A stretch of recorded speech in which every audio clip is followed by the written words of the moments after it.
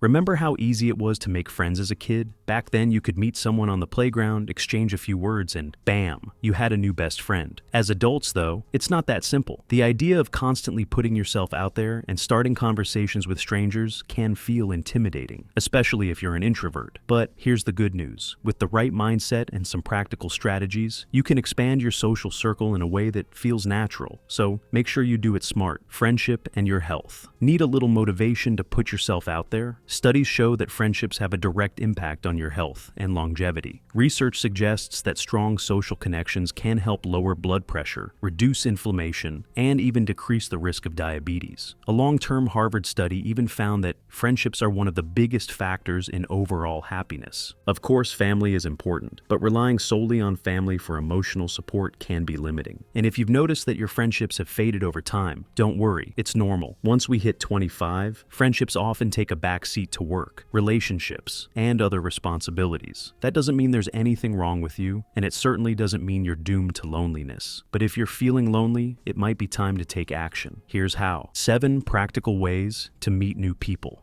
1. Your workplace. You probably see your coworkers every day, but how well do you know them outside of your immediate team? There could be interesting people sitting just a few desks away. Start small, say hello to someone at the coffee machine, or join a workplace social event. 2. Classes and workshops. Learning something new is a great way to connect with like-minded people. Whether it's a cooking class, a dance workshop, or a language course, you'll naturally build connections with people who share your interests. 3. Volunteering. Giving back isn't just fulfilling, it's also a great way to meet people. Whether you're helping at an animal shelter, mentoring kids, or cleaning up parks, you'll be surrounded by people who care about the same causes as you do. 4. Group activities and sports. Many cities have Facebook groups or meetup events for casual sports, hiking trips, or even board game nights. Even if you're not super athletic, there are tons of low-pressure options like yoga, nature walks, or cycling groups. 5. Professional networking. Beyond career benefits, networking events and mentorship programs can also help you meet new people. You don't have to be a natural extrovert. Just being present and engaging in small talk can lead to great connections. 6. Getting a pet. This one only applies if you actually want a pet. But if you do, dog parks, training classes, and pet events can be great places to strike up casual conversations with fellow pet owners. 7. Reconnecting with old friends. Sometimes the best way to make new friends is to rekindle old ones. Have a friend from school or university you lost touch with. A simple text, "Hey, it's been a while.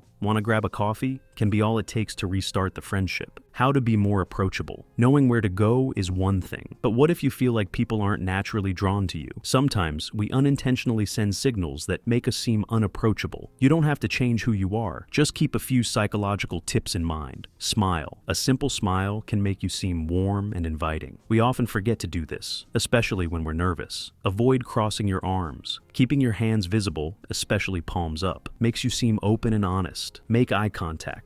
Not in a creepy way, but enough to show you're engaged. Leaning in slightly while someone speaks also signals you're listening. Starting conversations that don't feel forced. Once you're in the right setting, the next challenge is actually talking to people. If you struggle with small talk, here are some natural ways to get a conversation going. Avoid the usual, "Hi, how are you?" It often leads to dead-end answers. Instead, try a situational opener. "Did you understand that last instruction? I totally zoned out for a second. I love your sneakers. Where'd you get them? This event is packed. Have you been here before?" Ask open-ended questions. Something more than a yes or no answer, like, "What got you into this hobby?" Use people's names. Hearing our own name creates a sense of connection. Don't dominate the conversation. Make space for the other person to share about themselves. Keep personal details light at first. Save deep or sensitive topics for later. Show your quirks. People are drawn to authenticity, not perfection. So, you've met someone cool at an event or class. Now what? Transitioning from "we see each other regularly" to actual friendship can feel tricky. Here's how to extend an invite without it being awkward. "I've been wanting to check out this new cafe. Want to grab a coffee with me? There's a movie I really want to see, but none of my friends are into this genre. Want to go together? I had tennis plans this weekend, but my friend canceled. You up for a game? I'm taking my kid to the park this weekend. Want to join with yours?"